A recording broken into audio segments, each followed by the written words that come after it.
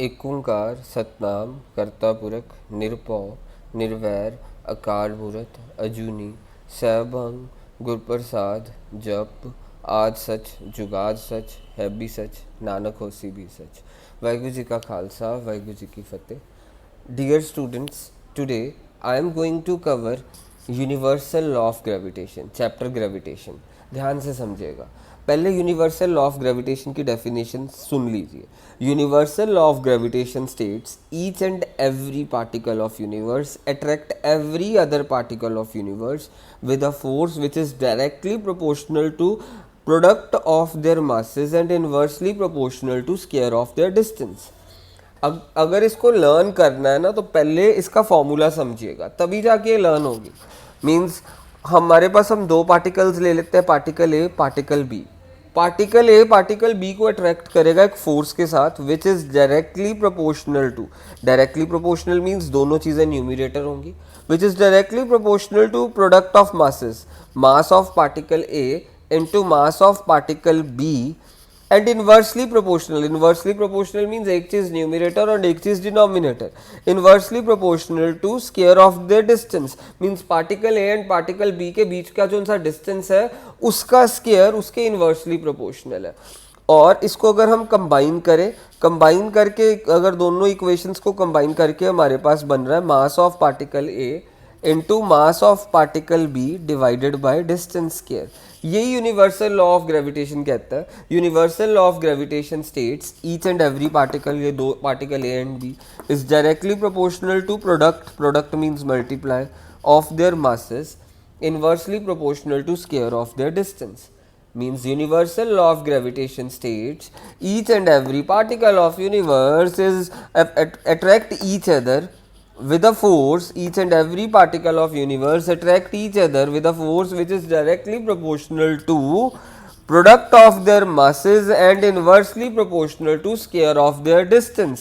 Inversely में क्या होता है, एक चीज़ न्यूमरेटर में एक चीज़ डिनोमिनेटर में, और हमने इसको कंबाइन करा तो मेरे पास यूनिवर्सल लॉ ऑफ ग्रेविटेशन की एक इक्वेशन बन गई है।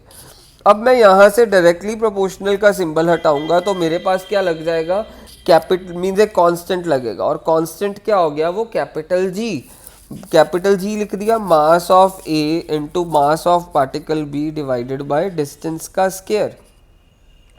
अब हमारे पास ये जो सा यूनिवर्सल लॉ ऑफ ग्रेविटेशन में देखिए जो सा कांस्टेंट आता है उसे जी, कैपिटल जी कहते हैं। बच्चे कंफ्यूज हो जाते हैं, capital G means universal gravitation constant.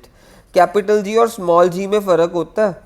Universal gravitation constant is capital G and इसकी वैल्यू होती है यूनिवर्सल ग्रेविटेशन कांस्टेंट की 6.673 इंटू 10⁻⁻11 न्यूटन मीटर स्क्वायर पर केजी स्क्वायर, याद रखना। और स्मॉल जी की value, small g is acceleration due to gravity, acceleration due to gravity, and acceleration due to gravity vary करती है, कभी सेम नहीं रहती है। जैसे अर्थ पे एक्सेलरेशन ड्यू टू ग्रेविटी है 9.8 मीटर पर सेकंड स्क्वायर, मून पे acceleration due to gravity 1.67 metre पर second square.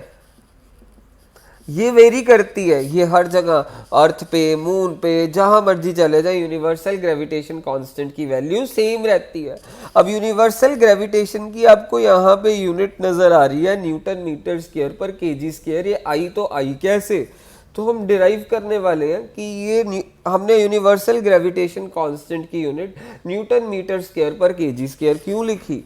So force of attraction is equal to, ये फॉर्मूला था G, mass of particle A mass of particle B distance का square इन mass particle A and particle B के बीच का जो सा डिस्टेंस है। अब मैंने क्या करना है, जी को अकेला छोड़ना है, ये डी स्क्वायर उधर चला गया, mass of particle A into mass of particle B नीचे की तरफ आ गया। मैं अगले स्टेप इधर कर रहा हूँ, मीन्स यूनिवर्सल ग्रेविटेशन जी को अकेला छोड़ा, डी स्क्वायर उधर चला गया, mass of particle A mass of particle B is equal to G, and यहाँ पे फोर्स की एसआई यूनिट क्या है, न्यूटन, मैंने न्यूटन लिख दी, डिस्टेंस की एसआई यूनिट मीटर स्क्वायर, मास की यूनिट केजी इनटू केजी। तो मेरे पास ये जी रह गया, तो मेरे पास Newton metre square upon KG, नीचे का केजी का स्क्वायर हो गया इज इक्वल टू जी। अब यहाँ पे केजी स्क्वायर ऊपर आएगा तो क्या हो जाएगा, KG raise to power -2, so newton metre square पर केजी स्क्वायर। ये मेरी एसआई यूनिट आ गई है ग्रेविटेशन कांस्टेंट की। याद रखना यूनिवर्सल ग्रेविटेशन कांस्टेंट की जब एसआई यूनिट निकालनी है, यहाँ से जी को अकेला छोड़ा, डी स्क्वायर उधर गया, मास ऑफ ये इधर आया, नीचे आया, तो मेरे पास ये यूनिवर्सल ग्रेविटेशन कांस्टेंट की SI unit newton metre square पर केजी स्क्वायर आ गई है।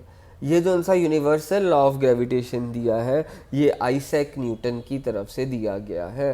एंड ये याद रखना इसकी definition, universal law of gravitation states each and every particle of universe attract every other particle of universe with a force which is directly proportional to product of their masses and inversely proportional to the square of their distance। अगली video में हम Kepler's law पढ़ेंगे।